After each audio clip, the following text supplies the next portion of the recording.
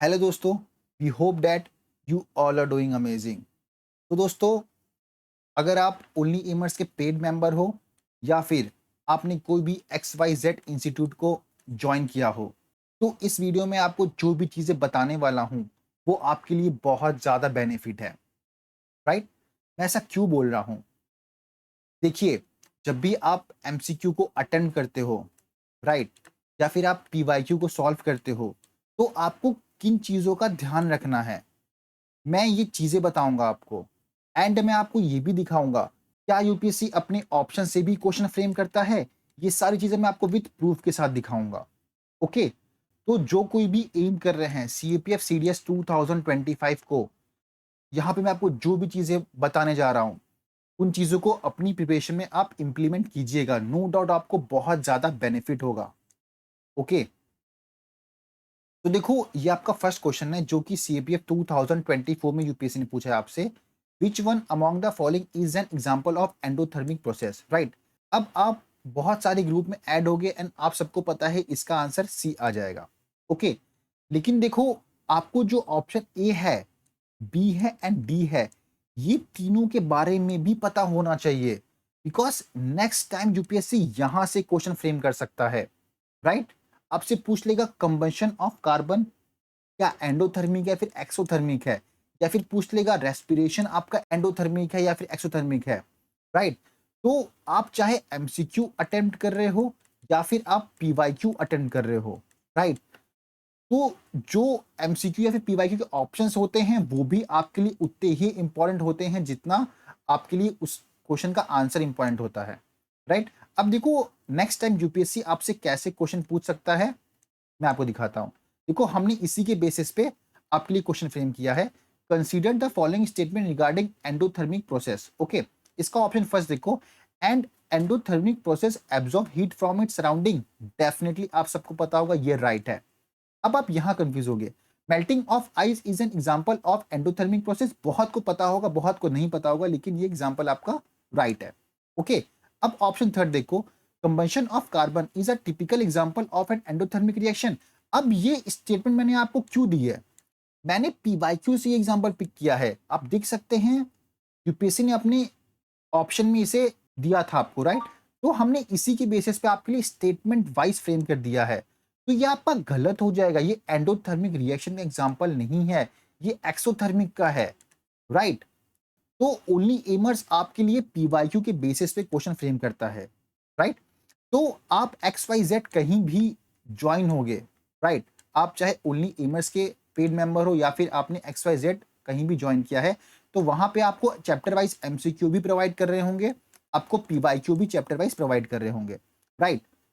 तो जब आप एमसीक्यू सॉल्व करते हो ना, तो ये जो एमसीक्यू के ऑप्शन आपके राइट होते हैं ना, इसका मतलब ये नहीं है आपने राइट कर दिया एलिमिनेशन यूज करके तो आप उन ऑप्शन को भूल गए, आपको उस पर फोकस करना है, राइट? उसे कहीं नोट डाउन कर लो या समझ लो। ओके, अब देखो, यही ऑप्शन में अगर यहाँ पे एब्जॉर्व की जगह रिलीज कर दूं ना, तो ये भी आपका ऑप्शन रॉन्ग हो जाएगा, राइट?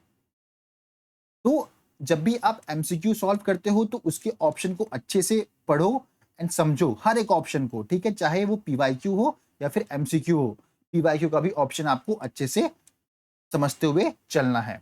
ओके, अब आप एक और क्वेश्चन देखो जो कि सीडीएस 2024 में यूपीएससी ने आपसे पूछा है, ठीक है, ओजोन लेयर पे है, ठीक है। अब इसी के बेसिस पे मैंने ये थर्ड ऑप्शन आपको दिया हुआ है, राइट? पहले देखो, विच of the following statement regarding the recovery of ozone layer is correct, ठीक है। अब प्रोटोकॉल सबको पता होगा, अब ये भी इंपॉर्टेंट है कि ये साइन कब हुआ था, राइट? तो 1987 में साइन हुआ था, तो ये भी आपका राइट है। Methyl bromide a pigment used in agriculture is also an ozone depleting substance, तो ये भी आपका राइट है। ओके, एंड जो थर्ड ऑप्शन देखो, the recovery of ozone layer is slower over the arctic compare to antarctic region, ये आपका गलत हो जाता है। क्यों मैं ऐसा बोल रहा हूं? देखो, जो अंटार्कटिक है आपका, यहां पे जो ओजोन लेयर बहुत ज्यादा डैमेज है as compare to arctic region. Okay, तो अगर अंटार्कटिक में डैमेज ज्यादा है ओजोन लेयर, तो वहां पे रिकवरी स्लोअर होगी, राइट, ओजोन लेयर की। तो ये आपका रॉन्ग हो जाता है। ओके, तो अभी आप देखो कि जो ऑप्शन फर्स्ट एंड सेकंड है, आपको इसको भी फोकस करना है, इसमें आपको प्रोटोकॉल याद करना है एंड आपको ईयर भी याद करना है। सेकंड ऑप्शन में आपको मिथाइल ब्रोमाइड पता होना चाहिए, ठीक है। तो जो ओनली एमर्स आपके लिए एमसीक्यू प्रोवाइड कर रहा है या फिर आप कहीं भी ज्वाइन हो XYZ जगह, अगर वो आपको एमसीक्यू प्रोवाइड कर रहे हैं तो आपको जो ऑप्शन दिया जा रहा होगा क्वेश्चन में, आपको उस ऑप्शन पे भी फोकस करते हुए चलना है। क्या पता नेक्स्ट टाइम यूपीएससी आपसे सेम क्वेश्चन दे, आपको ईयर गलत दे दे, राइट। तो इन चीजों का आपको ध्यान रखना है, राइट। अब देखो जीरो फाइट, अब यहां से देखिए सीएपीएफ 2010 में भी क्वेश्चन आया हुआ है, सीडीएस 1 2012 में भी क्वेश्चन पूछा यूपीएससी ने, एंड इस बार 2024 में भी यूपीएससी ने पूछ लिया। देखो टॉपिक सेम है, बस पूछने का तरीका उसका डिफरेंट है, राइट। आप देख सकते हैं plant that behave as a xerophyte is one season and as hydrophyte is another season is known as, तो आपका इसका आंसर बी आ जाएगा, ट्रोपोफाइट। ओके, अब देखो आपको स्पैरोफाइट हो गया, फिर आपका हीलोट्रोपोफाइट हो गया, इन चीजों के बारे में भी पता होना चाहिए। नेक्स्ट टाइम यूपीएससी इनसे क्वेश्चन पूछ लेगा आपसे, राइट। तो जो ऑप्शन रहते हैं आपको ऑप्शन को भी समझना पड़ेगा, राइट। जो यूपीएससी आपसे ऑप्शन पूछ रहा है अपने क्वेश्चन में, उन ऑप्शन पे भी आप फोकस किया करो। इवन जो भी इंस्टीट्यूट आपको एमसीक्यू में ऑप्शन प्रोवाइड कर रहा है, आपको उन ऑप्शन पे भी फोकस करना पड़ेगा। ओके, अब सर और कैसे क्वेश्चन पूछ सकता है यूपीएससी अपने अपकमिंग एग्जाम में इस टॉपिक को लेके, राइट। देखो plant that grown in water are called hydrophytes, what is name given to plant that grown in desert condition, इसका भी आंसर आपका बी आ जाएगा, जीरोफाइट, राइट। अब ये क्वेश्चन हमने ना इसके बेसिस पे आपको प्रोवाइड किया है, राइट। क्योंकि देखो जहां पे डेजर्ट होते हैं या फिर जहां पे बारिश कम होती है ना, वहां पे लार्ज नंबर ऑफ स्टोमाटा नहीं होंगे, वहां पे स्मॉल होंगे। बिकॉज अगर लार्ज नंबर ऑफ स्टोमाटा होते हैं तो वहां पे जो वाटर का लॉस होगा वो बहुत ज्यादा होगा, राइट। तो यहाँ पे लार्ज नहीं आएगा। ओके, तो इसी के बेसिस पे हमने आपके लिए क्वेश्चन प्रोवाइड किया था। ओके, एंड ये कोई स्टेट पीसेस का वैसे क्वेश्चन है। ओके, तो आप देख सकते हैं कि हम पीवाईक्यू को रेफर करते हैं क्वेश्चन फ्रेम करते हुए। अब देखो इसी क्वेश्चन में मैं बहुत सारी स्टेटमेंट को ऐड कर सकता हूं। मैं आपसे ये भी स्टेटमेंट पूछ सकता हूं कि जो आपका ओजोन लेयर है वो कौन से लेयर में लोकेटेड है, लाइक मीजोस्फीयर में है, स्ट्रेटोस्फीयर में है या फिर ट्रोपोस्फीयर में है। ओके, एंड सेकंड मैं आपसे ये भी पूछ सकता हूं कि वर्ल्ड ओजोन लेयर डे कब हम सेलिब्रेट करते हैं, ये भी एक ऑप्शन आपसे क्रिएट हो सकता है। थर्ड ऑप्शन हम ये भी दे सकते हैं कि जो ओजोन लेयर है ये फर्स्ट टाइम कौन से ईयर में देखा गया था। ओके, तो आप देख सकते हैं मैंने आपके सामने 3 और ऑप्शन क्रिएट कर दिए, राइट। एंड पता है यही टॉपिक से आपके एनडीए में भी क्वेश्चन आया है, एनडीए 1 2024 के।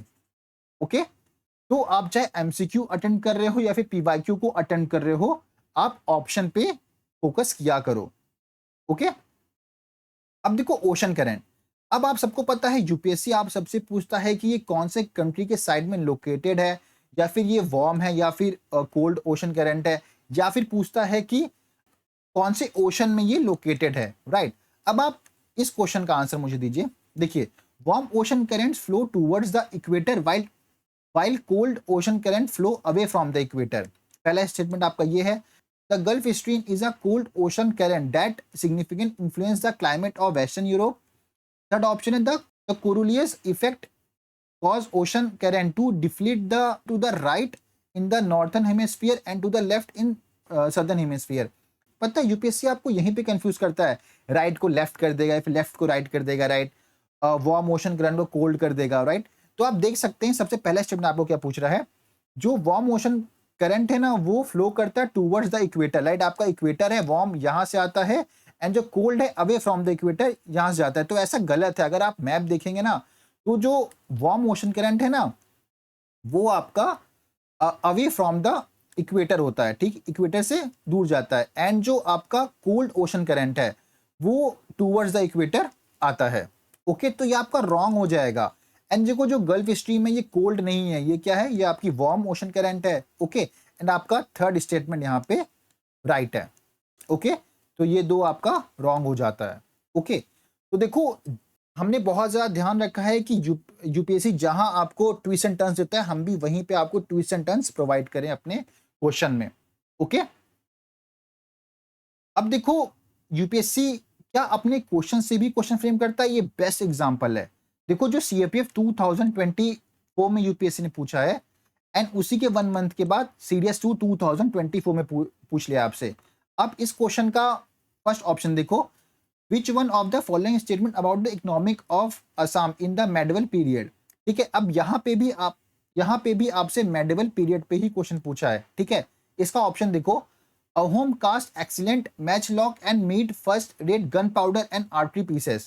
ठीक है, अब इसका आप क्वेश्चन देखो, Who among the following were famous for their metal casting skill and used to cast excellent matchlock during the medieval period। ठीक है, excellent matchlock पे पूछा है। ठीक है, आप यहां देख सकते हैं as it is। इसका आंसर क्या आ जाएगा आपका, अहोम्स आ जाएगा। कि ऐसे क्वेश्चंस आपको बहुत सारे देखने मिलेंगे। अगर आपने हमारी साइंस की एनालिसिस की वीडियो देखी ना, आप देखिएगा एक इलेक्ट्रॉन का एज इट इज क्वेश्चन आया हुआ है, राइट। तो ऐसे बहुत सारे क्वेश्चन हैं, यूपीएससी आपसे आपको अपने ऑप्शन से भी क्वेश्चन फ्रेम करके देता है एंड हम इन्हीं चीजों का ध्यान रखते हैं आपके लिए एमसीक्यू फ्रेम करते वक्त। ओके, उस टॉपिक पे या फिर जो यूपीएससी ऑप्शन पूछ रहा है आपसे, हम उस ऑप्शन को उठाते हैं, उसके बारे में ऑनलाइन सर्च करते हैं एंड एनसीईआरटी को रेफर करते हैं कि कौन से पॉइंट एनसीईआरटी में है, कौन सी या फिर आउट ऑफ द बॉक्स है, वो आपसे यूपीएससी पूछ लेता है। तो हम उस चीजों को पुट करके आपके लिए क्वेश्चन फ्रेम करते हैं। ओके, अब देखो एक और है पोर्ट पे, right. Singapore is known as port of call because, अब देखो सेम ये आपका सीएपीएफ 2020 में क्वेश्चन पूछा था एंड सीडीएस 2 2024 में एक ऑप्शन दे दिया, Singapore function both as a port of call and an entrepot. Okay, अब देखो यहां तक आपका पीवाईक्यू है, इसके बाद बुक में मेंशन है, राइट। अब देखो जो टॉपिक है ना, ये बहुत ज्यादा इंपॉर्टेंट हो जाता है आपके एग्जाम के पॉइंट ऑफ व्यू से, बिकॉज देखो इस पेज में बहुत ज्यादा डाटा गिवन है, राइट। तो जो आपका इनलैंड पोर्ट है, आउट पोर्ट है, आपको पता होना चाहिए इसका ऑब्जेक्टिव क्या है, बिकॉज यूपीएससी आपसे इसका ऑब्जेक्टिव भी पूछता है एंड साथ में आपको इसके एग्जाम्पल भी पता होने चाहिए। ओके, मैं आपको आगे बताऊंगा आपको क्लास 12 की बुक को कैसे कवर करना है। ओके, एंड ऐसा देखो बहुत सारे यहां से क्वेश्चन फ्रेम हो सकते हैं, बहुत अच्छे लेवल के फ्रेम हो सकते हैं। ओके, अब आप ये क्वेश्चन देखो जो कि सीडीएस 1 2012 में यूपीएससी ने पूछा है, if you travel along the Suez canal from Port Said to Suez you will come across several lake, which of the following lake is not on this canal. ठीक है, तो इसका आंसर आपका सी आ जाएगा। अब देखो ये भी आप क्लास 12 की बुक में मेंशन है, लेकिन सारे ऑप्शन आपके ना मैपिंग की बुक में मेंशन है, लेकिन यहाँ पे आप देख सकते हैं कि ग्रेट बीटल लेक हो गया एंड लिटिल बीटल लेक हो गया, आप देख सकते हैं यहाँ पे ये आपका यहाँ मेंशन है, राइट। अब क्या यूपीएससी यहाँ से भी फर्दर क्वेश्चन फ्रेम कर सकता है, तो आप ये क्वेश्चन देखिए। Okay, in the Suez canal region the correct order of lakes lying from north to south direction is. अब आप सोचेंगे इसका लेवल कुछ ज्यादा डिफिकल्ट नहीं हो गया, लेकिन आप खुद सोचो यूपीएससी का एग्जाम का लेवल अब कैसा होता जा रहा है, वो वन वर्ड क्वेश्चन पूछ रहा है फिर स्टेटमेंट बेस्ड पूछ रहा है। तो जो ये ऑप्शन दिया है ना यूपीएससी अब आपसे, इसी ऑप्शन से ही क्वेश्चन पूछ लेगा, राइट। तो आप देख सकते हैं जो आपका लेक मंजला है वो फर्स्ट पे आता है, लेक आपका टिमशा आता है सेकंड पे आता है, लेक ग्रेट बिटर आपका थर्ड पे आता है एंड लिटिल बिटर किस पे आता है, फोर्थ पे आता है, राइट। अब देखिए ये सीडीएस 12 का एंड सीआईएसएफ पे भी क्वेश्चन पूछा हुआ है, राइट। तो आप देख सकते हैं ये फर्स्ट हो गया, ये आपका सेकंड हो गया, ये थर्ड हो गया एंड ये फोर्थ हो गया, तो इसका ऑप्शन आपका डी आ जाएगा। ट्रस्ट मी गाइस, ऐसे क्वेश्चन यूपीएससी आपके आने वाले आगे एग्जाम में पूछेगा, राइट। तो देखो आप कहीं भी ज्वाइन हो, राइट, आपको वैसे क्वेश्चन अटेम्प्ट करने पड़ेंगे, आपको वैसे एमसीक्यू अटेम्प्ट करने पड़ेंगे जैसे कि यूपीएससी आपसे पूछता है, राइट। बहुत ज्यादा जरूरी है, बिकॉज आप सोचोगे मैं वन वर्ड एमसीक्यू अटेम्प्ट कर लेता हूं तो मेरा हो जाएगा, ऐसा नहीं है। देखो मेजर पता है स्टेटमेंट बेस्ड क्वेश्चन में आपको क्या सीखने मिलता है, आपको यहाँ बहुत सारी चीजें सीखने मिलती है, बिकॉज देखो स्टेटमेंट रहता है ना, तो आप स्टेटमेंट ए से भी कुछ सीख रहे हो, स्टेटमेंट बी से भी सीख रहे हो, स्टेटमेंट सी से भी सीख रहे हो। तो इसीलिए ओनली एमर्स major focus statement based question पे रखता है कि उसमें डाटा ज़्यादा गिवन हो और वो डाटा को आप पढ़ो एंड एनालाइज करो कि क्या वो डाटा सही है या फिर गलत है, राइट। देखो ये जो प्रैक्टिस है ना, आप एग्जाम के पहले ही कर सकते हो, आप एग्जाम के टाइम पे नहीं कर सकते हो कि आप एग्जाम देने जा रहे हो तब आप ये चीजें सोच रहे हो। ओके, तो देखो क्लास 12th की बुक को आपको कैसे पढ़ना है। अब देखो, अगर आप क्लास 12th की बुक आप पूरी पढ़ने जाते हो, राइट, तो बहुत ज्यादा टाइम टेकिंग हो जाएगा ये, राइट। लेकिन देखो ओनली एमर्स क्या करेगा आपके लिए, इसमें से कुछ ऐसे टॉपिक्स हैं जो कि बहुत ज्यादा इंपॉर्टेंट है, राइट। तो हम उसको आपको ऐसे हाईलाइट करके प्रोवाइड करेंगे, राइट। अगर मैपिंग से क्वेश्चन आ रहा है, हम उस मैपिंग को भी अगर अभी क्लास 12th की बुक में हाईलाइट करके आपको प्रोवाइड करेंगे। ओके, तो ऐसे हम क्लास 12 की बुक से कवर करेंगे। एंड इवन आपको पता होगा कि जो क्लास 12 की बुक है वहां पे बॉक्सेस भी बहुत ज्यादा इंपॉर्टेंट है, यहां से यूपीएससी बॉक्सेस से भी क्वेश्चन पूछता है, तो हम बॉक्सेस को भी आपको हाईलाइट करके प्रोवाइड करेंगे। क्लास 12 के लिए हमारी ये अप्रोच होगी, राइट। तो हम इंपॉर्टेंट टॉपिक जो भी होगा हम उसे आपको हाईलाइट करके प्रोवाइड करेंगे, एंड साथ में जो बॉक्सेस होंगे हम उसे भी आपको हाईलाइट करके प्रोवाइड करेंगे। एंड अगर आप खुद से पढ़ रहे हो या फिर आप XYZ कहीं भी ज्वाइन हो, तो ये चीजें आप करिएगा। जो क्लास 12 के बॉक्सेस है उसे मिस मत कीजिएगा, उसे एक बार रेफर कर लीजिएगा। एंड कुछ इंपॉर्टेंट पॉइंट्स है, जब आप पीवाईक्यू को एनालाइज करोगे तो आपको कुछ ऐसे टॉपिक मिलेंगे या फिर ऐसे पॉइंट्स मिलेंगे, तो उसे आप फॉलो अप कर लीजिएगा, राइट। उसे आप एक बार गो थ्रू कर लीजिएगा। ओके, तो क्लास 12 की ज्योग्राफी से हमारी ये अप्रोच होगी। ओके, तो देखो सर आप नोट्स प्रोवाइड करो चैप्टर वाइज, तो हमें उस नोट्स को कैसे पढ़ना है। देखो नोट्स आपकी सेकेंडरी है, प्राइमरी आपके लिए एनसीईआरटी है, राइट। विथआउट एनसीईआरटी कोई भी नोट्स को नहीं पढ़ेगा, राइट। देखो नोट्स आपकी रिवीजन पर्पस से होते हैं, या फिर कुछ टॉपिक ऐसे हैं जो कि आपके एनसीईआरटी में गिवन नहीं है, हम उसको प्रोवाइड कर सकते हैं, या फिर ये आपको सप्लीमेंट करते हैं आपकी नॉलेज में। ओके, नोट्स वो होते हैं, लेकिन इस नोट्स को पढ़ने के लिए आपको अपने जो कॉन्सेप्ट है उसे क्लियर करना पड़ेगा। वो कॉन्सेप्ट आप सिर्फ एनसीईआरटी पढ़ने के बाद ही क्लियर कर सकते हो, राइट। तो एनसीईआरटी की हर एक लाइन, हर एक टॉपिक बहुत ज्यादा इंपॉर्टेंट है, तो आपको अपना कॉन्सेप्ट क्लियर करना है उन टॉपिक को पढ़ के, उसके बाद ही आपको ये नोट्स को रेफर करने हैं।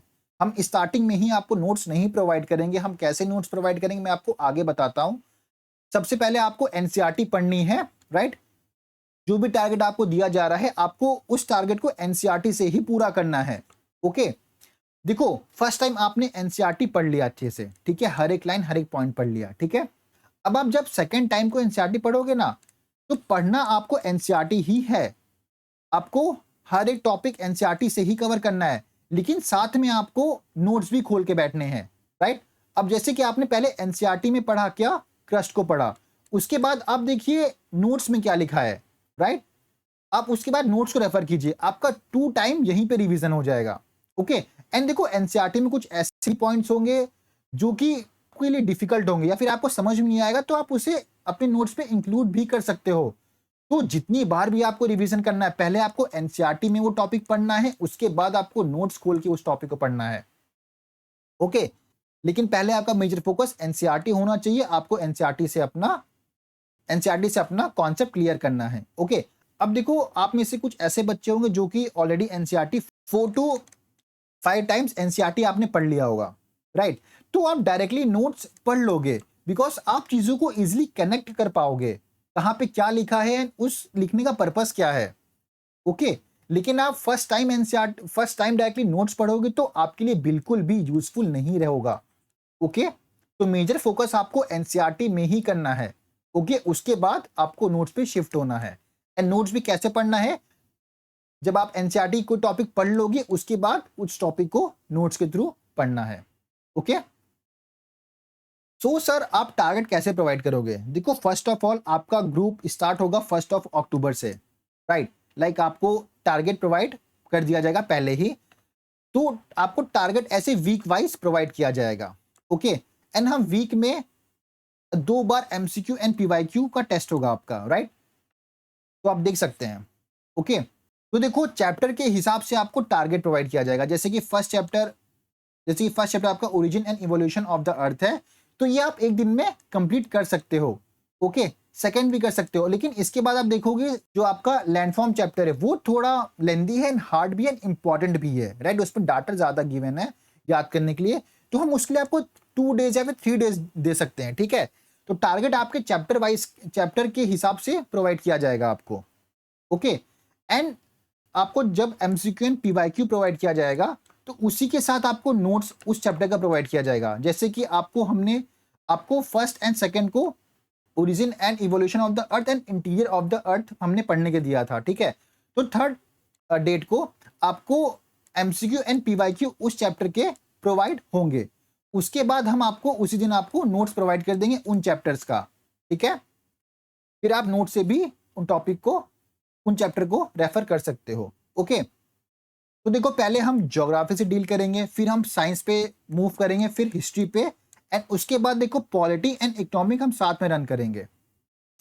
तो देखो आपका ये ग्रुप 1 अक्टूबर से स्टार्ट हो जाएगा एंड ये एंड कब होगा, ये आपका होगा मार्च के एंड में हम आपका पोर्शन कंप्लीट कर देंगे, ठीक है।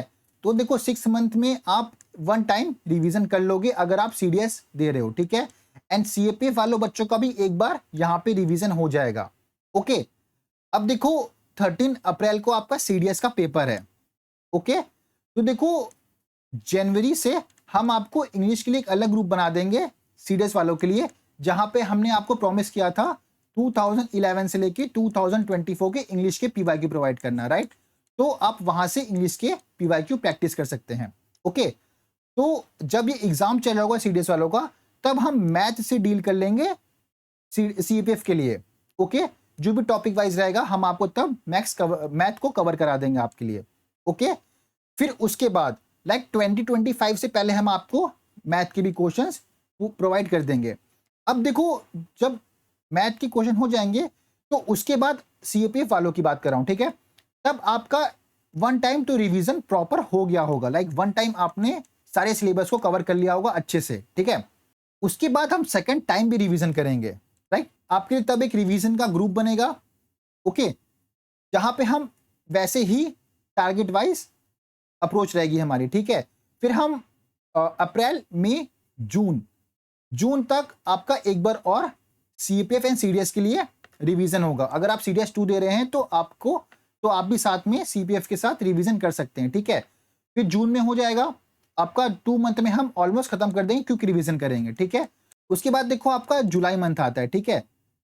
जुलाई मंथ में मिनिमम देखो आपको 2 टाइम्स तो रिवीजन करना पड़ेगा अगर आप एग्जाम देने जा रहे हो तो, ठीक है।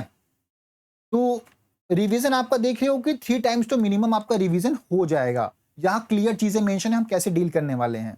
ओके, तो देखो अगर आप सोच रहे हो कि दिवाली पे आप ज्वाइन करोगे या फिर आप न्यू ईयर पे ज्वाइन करोगे, तो आप ये चीज खुद सोचो कि आप कभी भी ज्वाइन करो, लेकिन ग्रुप आपका 1 अक्टूबर से स्टार्ट हो गया है, बच्चे पढ़ने लग गए हैं, राइट। एंड 6 मंथ में हम सिलेबस को डन कर देंगे। फिर हमारी नेक्स्ट अप्रोच क्या है कि हम वापस भी रिवीजन करेंगे।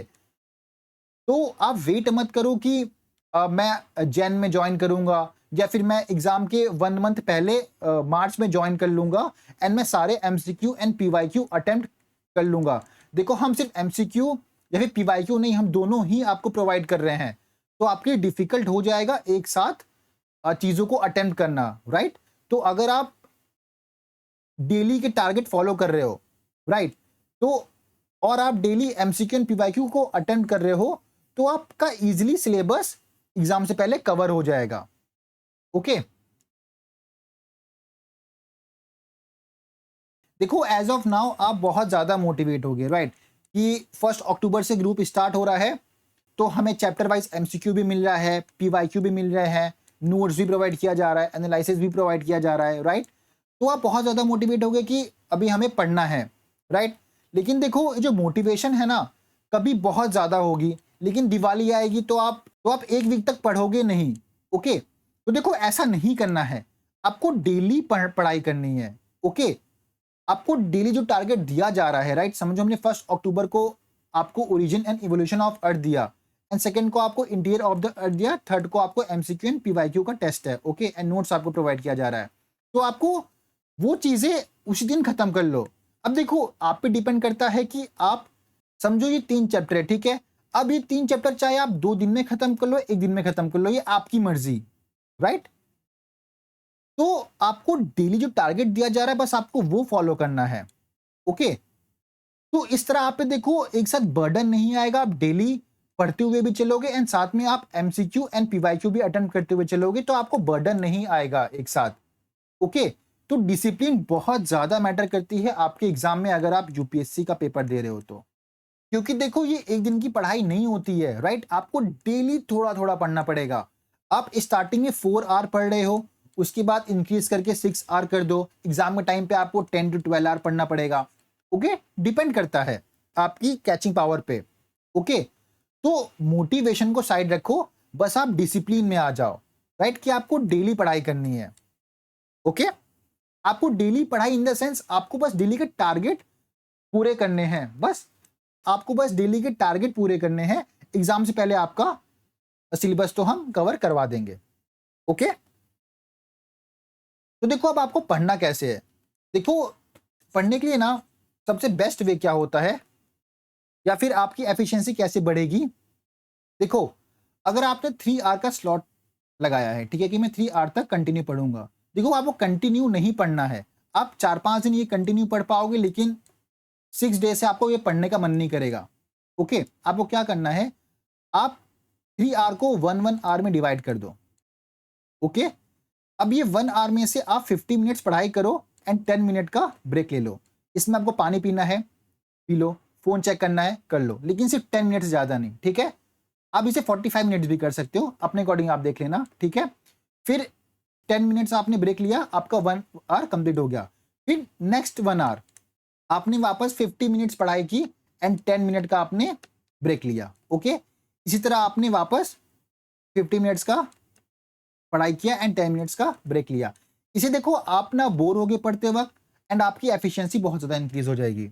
अब आप पता है इसको ऐसे ही पढ़ सकते हो, 20 मिनट्स पढ़ाई एंड 5 मिनट्स का ब्रेक, राइट। फिर 20 मिनट्स की पढ़ाई, 5 मिनट्स का ब्रेक, राइट। तो अपने अकॉर्डिंग आप देख लो, आपके लिए जो भी फिजिबल लगता है आप उसे फॉलो करो, लेकिन मैं इससे ये बता सकता हूँ आपकी एफिशिएंसी अच्छी हो जाएगी, राइट। लेकिन आपको पढ़ना डेली है, ओके। अब देखो ऐसा नहीं है कि आप डेली ही पढ़ रहे हो, राइट। आपको ब्रेक भी चाहिए, राइट। आपने अपना टारगेट पूरा किया एंड उसके बाद टाइम बच रहा है, आपको जो करना है आप कर सकते हो, लेकिन आपकी पहली प्रायोरिटी आपका टारगेट होना चाहिए, ओके। बिकॉज आप टारगेट शिफ्ट करते हुए जाओगे ना, डेज बढ़ेंगे एंड एट लास्ट आप पे बहुत ज्यादा बर्डन आ जाएगा, ओके। तो आप स्टार्टिंग से हमारे साथ आप इंगेज रहिए, ओके। अब देखो यहाँ पे ना आपको 2 तरीके से प्रॉब्लम आएगी। एक तो जो कि नेचुरल होगी, लाइक आपकी हेल्थ प्रॉब्लम आ गई, आपके फैमिली में प्रॉब्लम आ गया, राइट। तो ये कुछ ऐसी सिचुएशन होती है, और भी सिचुएशन है जिसपे हमारा कंट्रोल नहीं होता है, हम इस पे कंट्रोल नहीं कर सकते हैं, राइट। हेल्थ प्रॉब्लम आना हमारे हाथ में नहीं है, फैमिली प्रॉब्लम हमारे हाथ में नहीं है, राइट। तो आप यहाँ ब्रेक ले रहे हो तो चलेगा, राइट, कोई इशू नहीं है। लेकिन अब आपको मूवी देखनी है, आपको फ्रेंड्स के साथ चिल आउट करना है, आपको कॉल पे बात करना है, यहां पे प्रॉब्लम आती है। आपको सोशल मीडिया स्क्रॉल करना है, राइट, यहां पे प्रॉब्लम आती है। ये आपके कंट्रोल में है, ये चीजें आप कंट्रोल नहीं कर सकते हो, राइट। तो अगर आप यहां ब्रेक ले रहे हो चलेगा, आप नहीं पढ़ रहे हो तो चलेगा, लेकिन इन चीजों को आप, इन चीजों के लिए अगर आप ब्रेक ले रहे हो तो आप गलत हो जाते हो, राइट। तो देखो आपके पास बस सीडीएस के लिए 6 मंथ है एंड सीएपीएफ के लिए 1 ईयर है, तो इसे अच्छे से यूज कर लो, राइट। आप सबका एम है सीडीएस एंड सीपीएफ को क्वालिफाई करना, ओके। तो देखो ये जो प्रॉब्लम्स है ना, ये आपके आसपास रिवॉल्व होती रहेगी। अब इन प्रॉब्लम से डील कैसे करना है ये आपके हाथ में है। दोस्त का कॉल आ रहा है मूवी देखने जाने के लिए, तो आप मना कर सकते हो, बोलो भाई 1 साल के बाद चलेंगे तब मेरा सिलेक्शन हो जाएगा, ओके। लेकिन आपकी हेल्थ प्रॉब्लम है, आप रिलैक्स कर सकते हो, कोई दिक्कत नहीं है, ओके। बिकॉज हेल्थ अच्छी रहेगी तभी आप पढ़ पाओगे, ओके। तो आप अपने गोल से मूव मत होना, जो आपका गोल है उसी के आसपास बस आप रिवॉल्व होते रहो, होते रहो, होते रहो, राइट। आप एकदम पास पहुंच जाओगे अपने गोल के, ओके। तो ये कुछ टिप्स हैं जो कि आपको फॉलो करनी पड़ेगी अगर आपको सिलेक्शन चाहिए तो, ओके। तो देखो मैंने ऑलमोस्ट सारी बात कर दी है इस वीडियो में, एंड करंट अफेयर से कैसे डील करना है ये मैं आपको बताऊंगा एक पर्टिकुलर वीडियो में। ओके, सो ये कुछ बातें हैं, इन चीज़ों का ध्यान रखिएगा। नोट्स कैसे पढ़ना है, राइट, उसके बाद कैसे आपको एमसीक्यू एंड पीवाईक्यू को यूज़ करना है, राइट, तो इन चीज़ों का ध्यान रखिएगा। ओके, चलो फिर ग्रुप में मिलते हैं। Okay, best of luck.